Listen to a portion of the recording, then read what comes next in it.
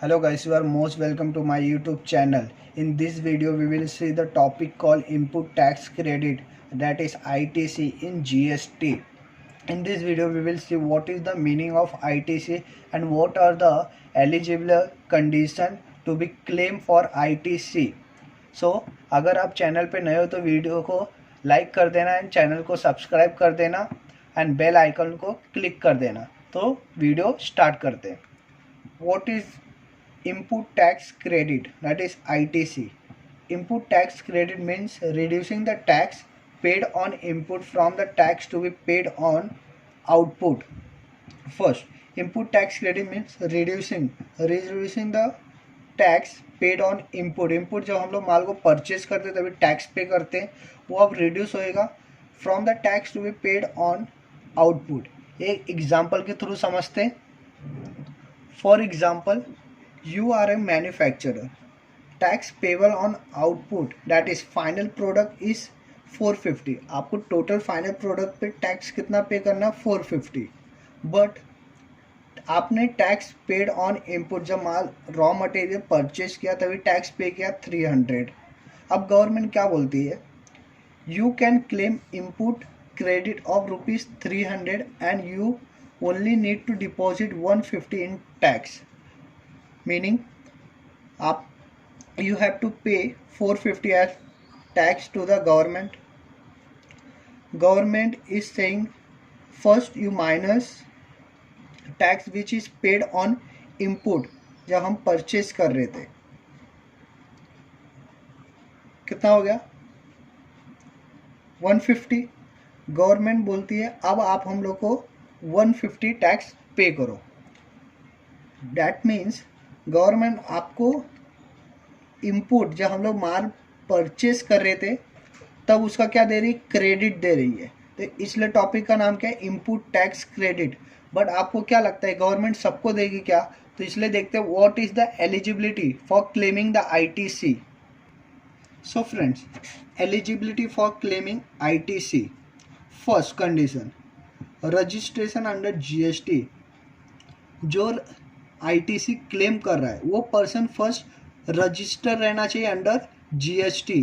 Second condition, goods and services to be use for business purpose, meaning जो गुड्स आप लोग ने परचेज किया था, फॉर एग्जांपल हमारे एग्जांपल में रॉ मटेरियल परचेज किया था मैन्युफैक्चरर ने, तो रॉ मटेरियल अब उसको ना अगर बिजनेस के लिए यूज़ किया, यूज़ फॉर बिजनेस, तो उसको बेनिफिट मिलेगा ITC का। अगर उसने पर्सनल पर्पस के लिए उसको यूज़ किया तो उसको ITC का बेनिफिट नहीं मिलेगा। So first you have to certify the eligibility for claiming ITC। Second you have to certify the condition for claiming ITC। What is the first condition? Position of tax paying document. आपने tax pay किया, उसका आपके पास evidence रहना चाहिए, document रहना चाहिए कि मैंने टैक्स पे किया है इनपुट पे जब हम लोग ने परचेज किया था। Second, receipt of the goods and services. आपने जो गुड्स परचेज किया वो आपको मिल चुका है, दैट इज अगर गुड्स परचेज किया तो गुड्स, सर्विस परचेज किया तो सर्विस, आपने रिसिप्ट कर लिया है। Third condition, tax leviable on the supply actually paid to government. जो गवर्नमेंट का टैक्स था वो आपने गवर्नमेंट को टैक्स पे कर दिया है, तो गवर्नमेंट आपको क्या देगी? For claiming ITC। Last condition, filing of return. आप लोग को एट द ईयर एंड और मंथली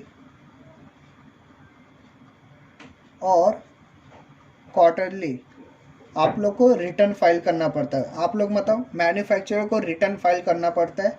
अगर मैन्युफैक्चरर ये चारों कंडीशन सर्टिफाई कर रहे हैं तो वो ITC के लिए एलिजिबल है।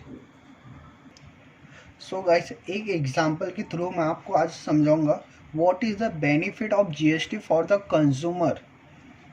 इनडायरेक्ट टैक्स में बेनिफिट क्या था और GST का बेनिफिट क्या है, ये एग्जांपल के थ्रू आपको GST का मीनिंग भी क्लियर हो जाएगा और आपको प्रोसीजर ऑफ GST ये भी क्लियर हो जाएगा। First, for example, producer goods produce किया, देन गुड्स को होलसेलर, देन गुड्स आता है retailer. First producer, for example producer का मटेरियल लगा 50 रुपीज़ का, देन उसने अपना प्रॉफिट सब कॉस्ट ऐड करके 50 रुपीज़ लिया, प्रोडक्ट कितने का हो गया 100 रुपीज़। इस पे टैक्स लेते हैं हम लोग at the rate of 10%। So goods को कितने में सेल करेगा, सो प्रोड्यूसर ने टैक्स मारा 10% on the rupees 100। So product कितने का हुआ 100 प्लस 10, 110 का। अब ये होलसेलर के पास आया, होलसेलर वो भी अपना प्रॉफिट ऐड करेगा, प्रोडक्ट हो गया 120। अब ये क्या करेगा 10% टैक्स, 10% ऑफ 120 12। सो प्रोडक्ट कितने का हो गया 132। अब ये क्या 132 में रिटेलर को सेल करेगा। So first product price, then retailer अपना प्रॉफिट ऐड करेगा 10 रुपीज़, प्रोडक्ट कितने का हुआ 142 plus 10% tax of 142 14.2। So final product 156.2 rupees. ये कहाँ जाएगा कस्टमर के पास, कस्टमर को ये प्राइस पे परचेस करना पड़ेगा। ये कहाँ पे था इनडायरेक्ट टैक्स। देन अब जीएसटी का प्रोसीजर देख लेते हैं।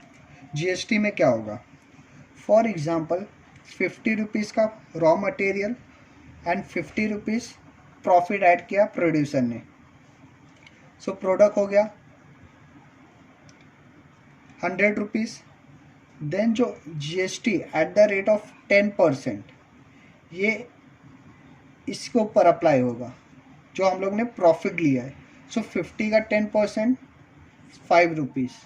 सो अब होलसेल प्रोड्यूसर होलसेलर वो कितने का सेल करेगा 105। देन होलसेलर रिटेलर को कितने का सेल करेगा, फर्स्ट उसका कॉस्ट, देन वो अपना प्रॉफिट लेगा दैट इज़ 10 रुपीज़, टोटल हो गया 115। पर ये जो टैक्स है ये किस पे आएगा प्रॉफिट पे। तो 10 रुपीज़ का 10% 1, देन कॉस्ट कितना हुआ 116। अब ये रिटेलर को सेल करेगा, रिटेलर का कॉस्ट कितना है 116, देन वो अपना प्रॉफिट ऐड करेगा, total cost 126, then 10% tax of profit 1 rupees, 10 rupees का 10% that is 1। So final product ये कंज्यूमर कस्टमर को सेल करेगा।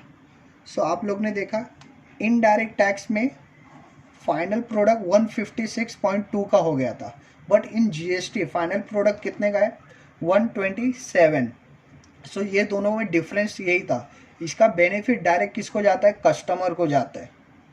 So thank you for watching the